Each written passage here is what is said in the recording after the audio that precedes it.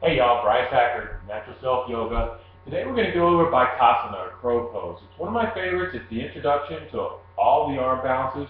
Once you get the crow pose, you're able to do other things, variations of crow pose. You can do firefly, but the main thing is getting used to the weight getting into your hands and balancing everything. You have to build shoulder strength, you have to build core strength, and most importantly, you have to be able to breathe. Breathe deeply in through your nose and out through your nose, relaxing all the muscles that you don't need in your face and your jaw, and just bring awareness into what needs to happen in the balance. The first time I saw somebody do this, I thought it was impossible. And then I built up some strength and a little bit of confidence. I'm going to show you some things that you're going to be able to work on to build some strength into it. Let me initially show you the pose here. You spread your fingers wide. This is a lot of pressure in the wrist. So before you work, you want to warm up your wrists, rounding them this way. Maybe bringing the backs of the hands to the mat, just pulling back ever so gently, not a lot of weight into your wrists. We're just warming up and stretching because you are going to have your entire body weight in these hands. Just be gentle. All right. And then it's very important to spread the fingers wide, and this is a good practice for your handstands. Eventually, you're going to have your weight into your hands in a handstand. You're going to have to be able to feel the weight distribution in your hands. So bring your knees as high up on your arms as possible. Some people have their knees way down here and their hips down, but you need to lift your hips up, look forward, lean forward, bring the weights into the back of your arms. Then you can lift one foot or the other. Just nice, steady breath. You look forward. A lot of the problems that people have is they look down, and you can do a lot of different things from here, but you want to lift your feet up, your toes touch.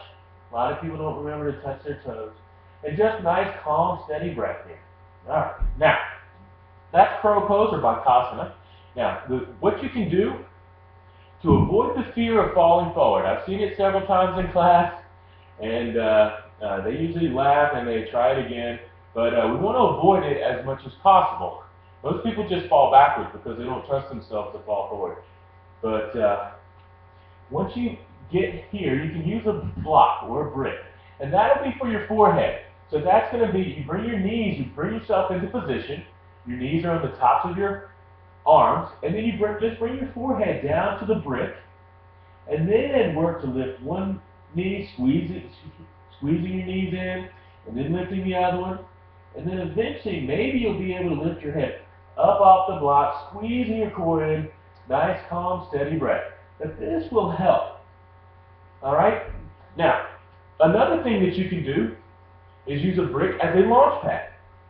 So, bringing the brick down here, one problem that some people have is their feet don't get high enough. In other words, their knees are way down here. And if you're on a brick, then automatically your knees are way up higher on your arms. So your elbows are straight back behind you, just like chaturanga arms. They're not out like this. That's a problem a lot of people have. So bend your elbows straight back. Spread your fingers wide. Lift your hips up. Look forward. And then you're on this brick. You're already lifted up. And then you can work your toes together. Steady breath. All right. Once you have that down, you can use both bricks. Or you can maybe even use a blanket. Or a pillow. A lot of people use a pillow. And that, you don't want to use it, but it's there just in case. So that's something that you can work towards, and it's a lot of fun. Now, one other thing that I like to do, you have a wall. One thing that you can use to practice, bring your hands down, spreading your fingers wide, bending your elbows straight back, bring your knees as high up on your arms as possible. And then you can bring one foot up to the wall, and then the other foot up to the wall. And this will help you get into the proper position. Using a wall for support, squeezing your knees in, looking forward. Props are always a lot of fun to build into the pose. That's crow pose. It's an introduction to arm balances. It's something that you can practice to get used to getting all the weight into your hands. And it's just a lot of fun. It really feels like you're flying. And it's a cool party trick that you can do. Hey, look what I can do to all your buddies, and they'll try to do it too, and you might see them fall on their face. Hopefully not. Maybe you can teach them to do it in proper form.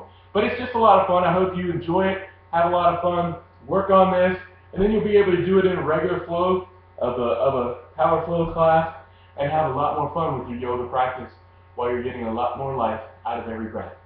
Thanks a lot. Hope to see you really soon sometime on your mat. Namaste.